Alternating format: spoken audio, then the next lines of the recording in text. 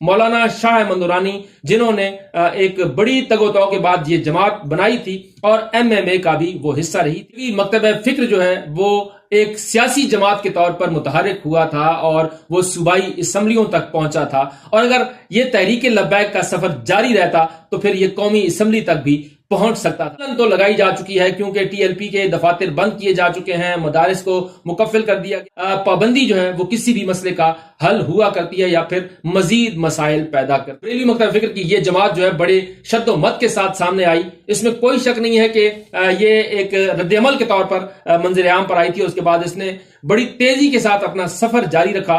मुस्लिम league नून को इसने पंजाब में बहुत टफ टाइम दिया और 2018 का इलेक्शन हो या गुज़िश्ता आम इंतखाबात, तो ये तकरीबन पंजाब के अजला में दूसरे या तीसरे नंबर पर से जुड़े हुए जो लोग जिस भी उम्मीदवार की हिमायत करेंगे वो जरूर कामयाब जो है वो मुस्लिम लीग नून को इस मामले पर जरूर पड़ेगा।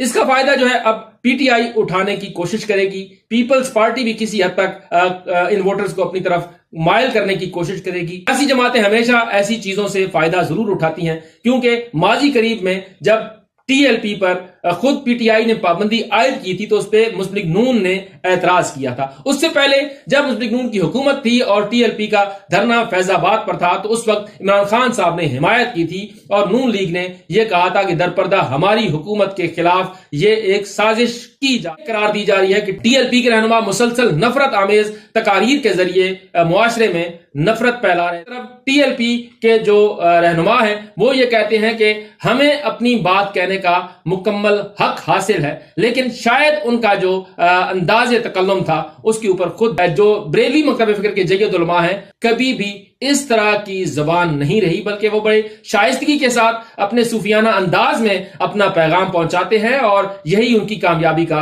राज है। बहरहाल ये उनकी अपनी एक सोच थी, अपना उनका नजरी काबीना के जरिए इस पर पाबंदी जो है वो लगाएगी। आइन के आर्टिकल 17 के मुताबिक कोई भी विफाकी हुकूमत किसी भी सियासी जमात पर पाबंदी आयद कर सकती है और उसके लिए विफाकी काबीना मंजूरी देती है। 15 दिन के अंदर अंदर सुप्रीम कोर्ट से रुजू किया जाता है, जो है वो इलेक्शन कमीशन को हुक्म देता है कि फलां सियासी जमात को तहलील कर दिया जाए। तब इंतजामी इकदाम के लिए वजारत दाखिला से नोटिफिकेशन जारी किया जाता है। पहले भी सियासी जमातों पर, सियासी मजहबी जमातों पर पाबंदियां लगती रही हैं। ये पाबंदियां किसी मसले का हल होती हैं, ये मजहबी सियासी जमातें किसी नए नाम से सामने आ जाए। ताकत का इस्तेमाल जो है वो किसी भी मसले का हल नहीं हुआ करता, बल्कि उससे मजीद मसाइल हमेशा जन्म ले। हमारे मुआशरे में मुकालमे की जगह मुनाजरे को जगह दी गई और उसकी वजह से मुआशरे में रवादारी कम होती गई और अदम बर्दाश्त जो है वो अवाम का होता है।